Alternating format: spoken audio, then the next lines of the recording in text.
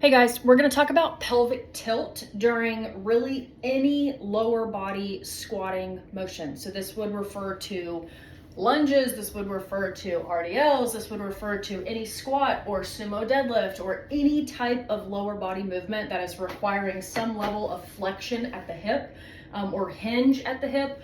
We're going to talk about pelvic tilt. So we really have three types of pelvic tilt, kind of. We have, this is neutral. When you think of neutral pelvis, we have a rib structure, right? And then we have our pelvis. In between here, we have some structural things like our spine. And then outside of that, we really have some musculature bracing. So that would be like our rectus abdominals, that would be our obliques. Then we have our erectors that run on either side of our spine. So really the only structure that we have through our midsection is our spine. Then on top of that, we have our rib cage, and this is like flared position versus like a hunch position versus neutral. And then we have our pelvis. Now our pelvis should be loosey-goosey, okay? So like even adding, I know you would look ridiculous doing that in the gym, okay? So maybe don't do that. But you need to make sure your hips and your spine and your rib flare, all of this needs to be very mobile. And if it's not, then maybe incorporating some level of like free flowing movement in your morning routine or something just to help loosen some of this stuff up will be a good idea. So let's talk about pelvic tilt.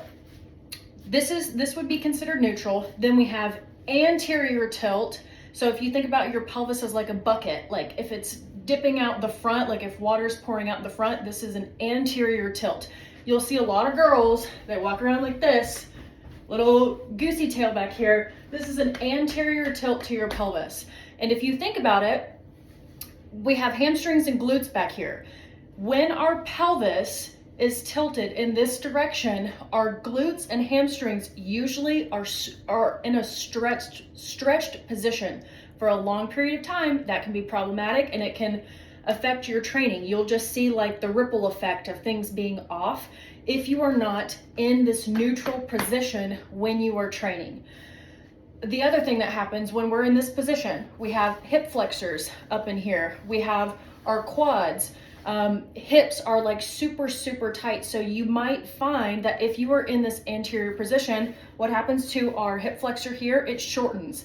So these become extremely tight, and they also, these hip muscles also get connected to our spine back here. So those become extremely tight. So again, when you go back to this normal positioning, now things feel a little off. So we have neutral. We have anterior, and then we have posterior. So I think of like little grandpa, like grandpa, like, I don't know, dump butt is what I call it. Or I have a little brother who stands like this. He just stands like this. He's like relaxed and his butt is forward. He'll like rock a little bit, and it's like daddy long back here. So we have these different positions of our pelvis, and it's important to note that we should be able to get in these like anterior, posterior. We should be able to free flow through these very easily. But when it comes to training, this is where we have to be able to find that neutral, and we have to be able to brace and support being in neutral. So if you guys are squatting, we see this a lot. The cue that we use with athletes a lot is butt back. Like, you're not going to start a squat and just go straight down, because then what would you have to do? You'd have to correct it on the back end instead of just going hips back is the cue, hips back and then down. But what we find with that cue is when people hear the word hips back, what do? Instead of going hips back and making room to go down, they go hips back. And that's where it becomes problematic. So when you guys are squatting, you do want to think about a neutral glute position, but it's also okay to think about tucking your butt ever so slightly. Yes, neutral is optimal, but sometimes the cue in people's head, it just makes more sense when it's like, okay, slightly tucked under. This is not a major posterior tilt that we're getting in or anything, but thinking, squeeze the glutes and be firm here. This is a neutral position. So when I'm going to squat, I am thinking about maintaining this neutral glute position. And at the bottom, this is where it becomes problematic for most people because they don't have the flexibility or the mobility in their hips. They compensate. So as they're going down, their hips are back, they're back, they're back. And then at the bottom, this is as far as they can go in this hip position. But to compensate and get lower, they have to tuck their butt, and they call this, oh man, I think I pulled something in my hip. Oh man. They call this a butt wink, if you've ever heard of that on social media. So they get to the bottom, they don't have any more room, so they have to dump their glutes to get to the bottom of this squat. And the movement within your pelvis, especially once you have weight on your back, that's what causes injury. You have to find that stability within your core section when you're going through these movements. So I would actually rather, if you don't have that range of motion, I would rather see you squat here with solid ass form than risk injury letting your midsection not be stable. Let's go through another movement. So if we're thinking about lunges here, lunges are the same thing. If you're too anterior here and you're going through your motions like this is putting a lot of strain on your low back and not in the appropriate glute hamstring quad that we're looking for. So think about hip stable. As you're going through this movement, the core or the pelvic positioning should still be neutral. Now, if we're unilateral, we also have to think about the tilt this way. If you're not super stable or your knees are caving in, this can be problematic. So we need to think core stability, right? Hips stay stable this way and this way.